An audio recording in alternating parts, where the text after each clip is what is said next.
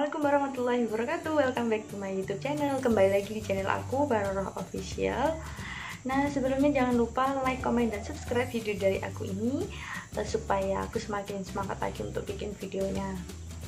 Nah, teman-teman gimana nih kabarnya? Pasti kalian tetap di rumah aja kan?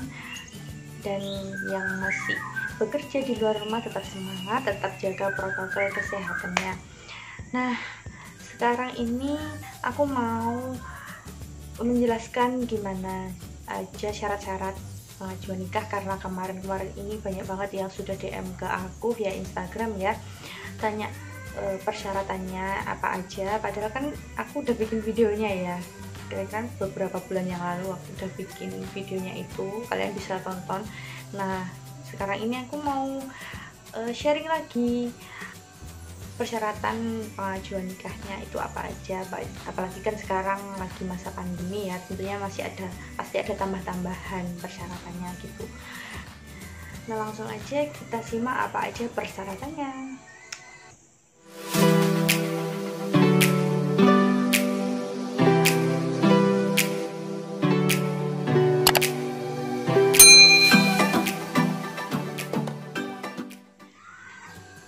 Beberapa bulan yang lalu aku pernah bikin juga video tentang persyaratan pengajuan nikah. Nah, sekarang aku mau bikin video itu lagi, jadi aku mau upgrade yang terbaru ya.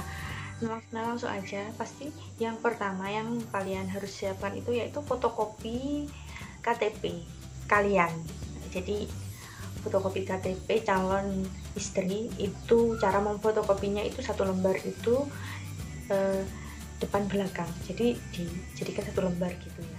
Nah, jadi fotokopi KTP calon istri itu ada yang tanya juga dilegalisir atau enggak.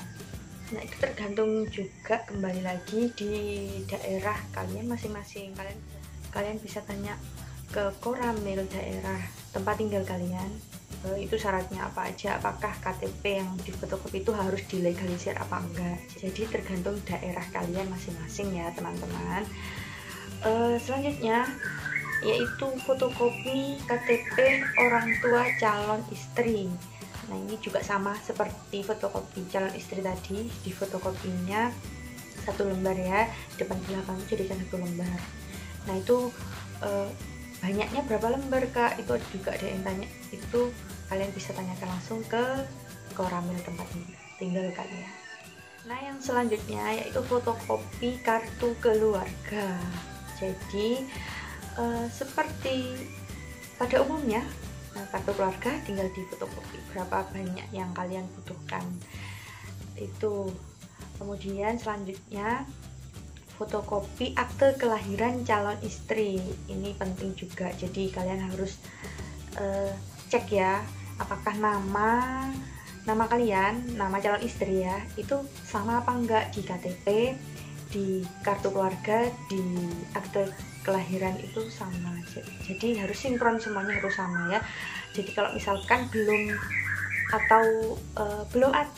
cocok atau ada yang kurang hurufnya nggak sama ya di salah satu dokumen, itu harus kalian betulkan, soalnya nanti pas waktu pengecekan dokumen itu nanti dicek lagi pastinya kesamaan namanya.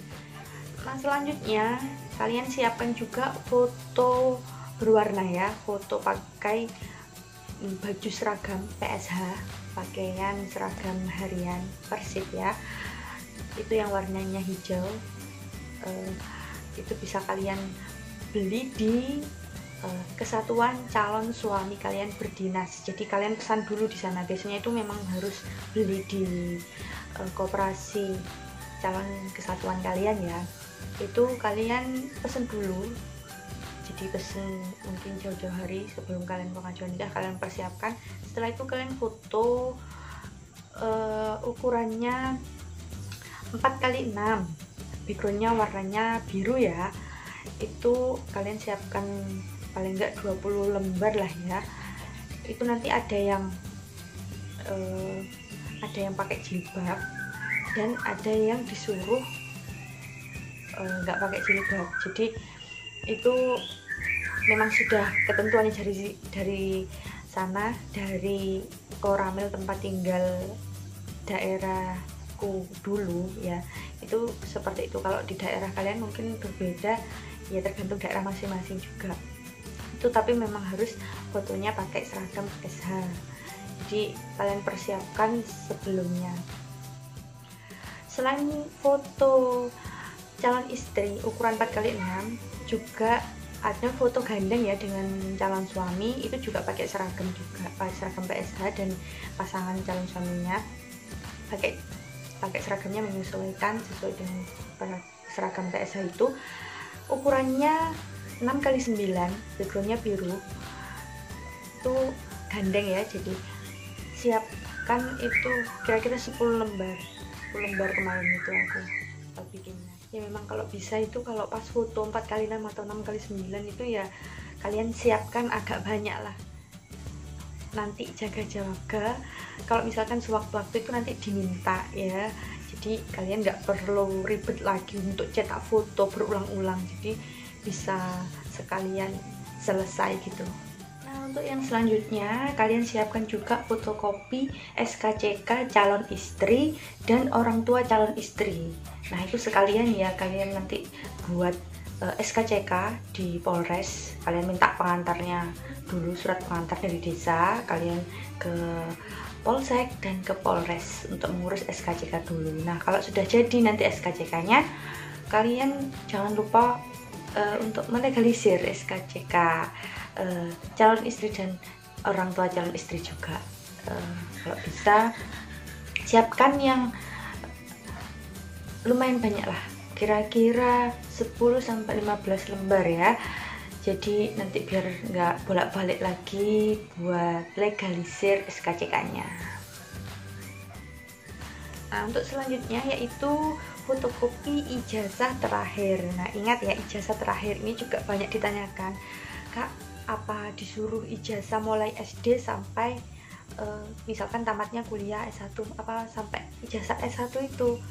Ya enggak, di situ di syaratnya itu tertulisnya ijazah terakhir, jadi di fotokopi itu sama biasanya kan bolak-balik, misalkan kalau ijazah SMA itu ya bolak-balik, kalau ijazah S1 kan ijazah dan nilainya kan sendiri, biasanya transkrip nilainya sendiri ya, ijazahnya itu aja yang di fotokopi.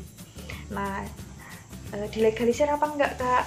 Itu ada tanya juga, ada yang tanya aku juga seperti itu, aduh maaf belepotan. Dilegalisir apa enggak itu nanti juga tergantung Kak.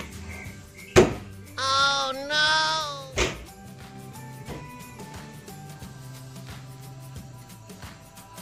Oh my god. Wow. Nah kemudian ada yang tanya juga ijazahnya dilegalisir atau enggak Kak?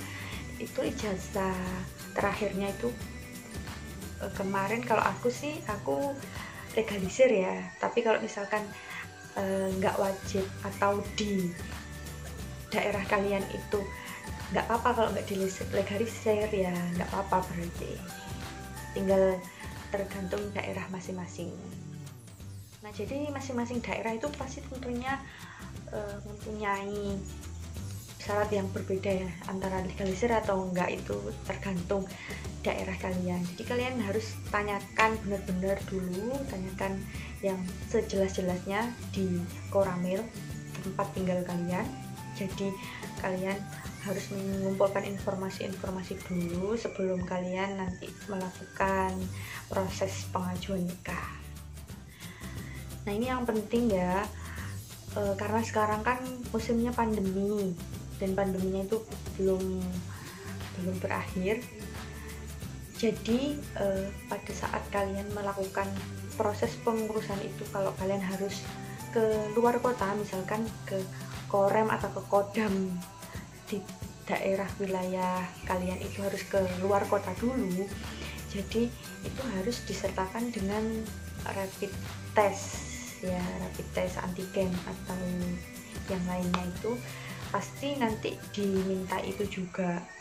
Dan kalau sudah melakukan pengajuan nikah di kesatuan calon suami kalian, itu pasti kalau misalkan di luar kota atau di luar pulau tempat dinas calon suami kalian, pasti juga akan menggunakan rapid test juga. Setelah sampai di tempat kesatuan calon suami kalian, pasti kalian juga harus karantina dulu sebelum nantinya menghadap ke pengurus persid dan pejabat yang lainnya. Nah, dan sekarang ini mungkin masing-masing kesatuan tuh berbeda-beda ya. Ada yang bisa melakukan pengajuan nikah, ada yang belum bisa mengurus pengajuan nikah. Nah, itu tergantung dari kesatuan calon suami kalian berdinas. Dan semoga yang akan melakukan pengajuan nikah ini diperlancar lagi urusannya sama Allah, dilindungi semua, diberikan kesehatan selalu, dan semoga pandemi ini segera berlalu sehingga kita bisa melaksanakan aktivitas seperti biasanya lagi. Karena memang pengajuan nikah memang membutuhkan persiapan mental, persiapan fisik, kemudian juga persiapan materi ya, finansial itu ya memang butuh juga, soalnya untuk administrasi untuk fotokopi, kemudian transportasi, karena pastinya butuh persiapan juga yaitu. Jadi kalian harus bicarakan semuanya itu dengan calon suami dan dengan keluarga kalian agar proses yang akan kalian jalani ini bisa berjalan dengan lancar tanpa adanya suatu rintangan. Tapi pasti rintangan itu pasti selalu ada, jadi kalian harus tetap semangat, tetap sabar, dan yakin aja kalau semua itu pasti akan indah pada waktunya. Nah, buat kalian yang mau pengajuan nikah, kalian bisa komen di bawah ini gimana suka duka pengajuan nikahnya, apa ada yang ditanyakan bisa komen aja, atau juga bisa DM di Instagram aku @baroro94. Nah, mungkin videonya cukup di sini dulu ya. Semoga videonya ini bermanfaat untuk kalian. Kalau misalkan aku ada salah-salah kata, aku minta maaf.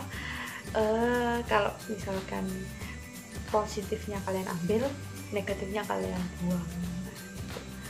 Semoga videonya ini bermanfaat untuk kalian. Sampai jumpa di video aku selanjutnya. Assalamualaikum warahmatullahi wabarakatuh. Bye.